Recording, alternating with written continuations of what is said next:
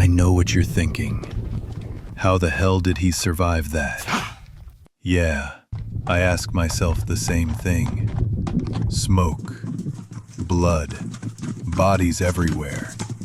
A tent burning behind me. Flames crawling up gold embroidery. A banner of the Ottoman crescent, torn in half, stuck under a dead horse. I can still taste iron in my mouth. But that wasn't the worst of it. No, the worst part is that I remember everything.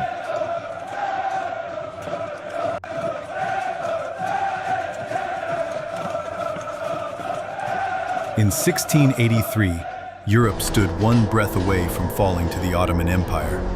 Vienna was starving, its walls collapsing, surrounded by nearly 150,000 Ottoman troops, until a single moment changed history.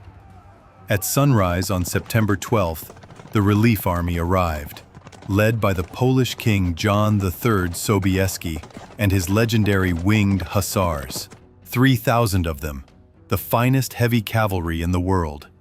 By late afternoon, Sobieski gave the order. From the heights of Kahlenberg, 18,000 horsemen, Polish, German, and Austrian, charged downhill together. At the very front were the hussars, their wings rising like iron feathers in the sun. It became the largest and most devastating cavalry charge in history. They smashed through the Ottoman lines, shattered their camp, and sent the entire army into retreat. And in less than 3 hours, the siege was broken. Vienna was saved, and the Ottoman expansion into Central Europe was stopped cold.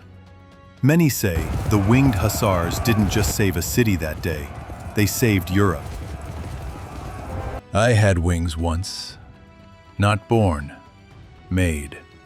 Wood and feathers, strapped to a man who prayed he'd never need them.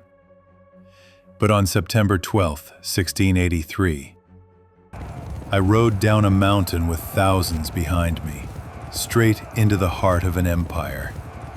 And that day, I swear to you, I flew. My name isn't carved in any chronicle. I'm not a king, a noble, or a saint. I was simply a hussar. But in those days, that meant something. The first time they strapped the wings to my back, the feathers brushed my neck. Cold. Like a warning. They said they made us look like angels of death. Maybe they did. But when I looked over my shoulder, I didn't see an angel. I saw expectation. My father rode at Kirchholm. My uncle died at Schokim. And now, it was my turn. Our armor was polished steel. Our lances, long as small trees. Our horses, bred to carry the weight of a knight and the weight of a kingdom. You feel different on a hussar horse. Taller, heavier, chosen, but you also feel the truth. This kind of glory always has a price. Vienna. I had never seen a city bleed before. We heard stories on the march, the mines exploding under the walls, the starvation, the sickness. The Ottoman Empire had wrapped around Vienna like a fist. If the fist closed, Europe would break. King Jan Sobieski sent word. We ride. Now. We crossed rivers swollen with summer rain, forest paths where mud swallowed horses to their knees, and the Danube, so wide it felt like crossing into another world. But the king didn't falter. And when the king doesn't falter, neither do his hussars. When we reached the ridge above Vienna, dawn was a pale, dying color. From up there, the city looked like a wounded animal. Smoke rising from its ribs, Ottoman tents wrapped around it like hungry wolves. I gripped my lance until my knuckles cracked. The king rode past us. He didn't shout. He didn't wave a banner. He just said, Remember who you are. And that was enough, because a hussar never forgets who he is. Not when the wings are on his back. You learn something strange in battle. The waiting is worse than the killing. We could hear the German infantry fighting all morning. Cannons, muskets, screams carried through the trees. We sat in silence. My horse stamped the ground. My breath fogged inside the helmet. My hands trembled, not with fear, but with the need to charge. Every hussar knows this feeling. The pressure in the chest, the coil tightening, the beast inside waking up. But Sobieski knew what he was doing. He waited until the moment the enemy was stretched, tired, bleeding. Then, finally, he raised his hand. At first, there was nothing, just wind, trees, the faint clink of armor. Then the king shouted, "Hussaria! Naprazode! Forward!" Our horses surged downhill. The world tilted, the sky swung, and the forest became a blur of green and brown. Trot, canter, gallop, the wings vibrated.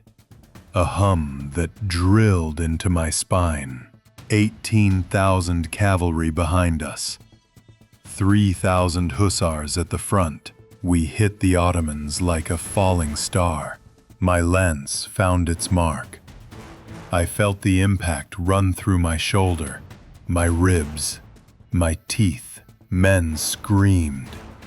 Horses toppled. Smoke burned my eyes. Blood sprayed across my visor. Another rider beside me lost his wing. Another was shot clean off his saddle. But the line, our line, never broke. We smashed through one line, then another. Ottoman soldiers turned and ran, stumbling over their own barricades. And then we saw it. The Grand Vizier's camp, green banners, silk tents, a world of gold and terror. We rode straight into it. Chaos. That's the only word. Men dropping muskets, horses screaming, tents collapsing, fire swallowing the sky. I slashed through ropes, trampled over crates, and saw the eyes of soldiers who realized the battle, the entire siege, was over. Fear spreads faster than fire. And that day, it consumed an empire. Vienna rang its bells until the metal cracked. But I was too tired to celebrate. My armor was dented, my wings torn, my horse trembling. The king looked over the valley and whispered, "Venemus, vitimus, Deus vicit." We came, we saw. God conquered. People call Vienna our greatest victory. Maybe they're right, but when I close my eyes, I don't see victory. I see the faces of the men who never stood up again, the broken wings lying in the mud, the horses that never returned home. Glory always has a price, and we paid it in full. Now, I am old. The wings are long gone. But at night, I still hear the charge. Not the screams, not the steel, the wings. They whisper to me, calling me back to the mountain where I stopped being a man and became a memory. I was a winged hussar. And on that September day, I flew.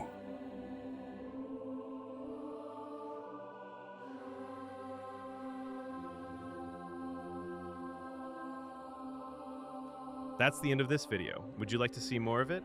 I hope so. Let me know in the comments.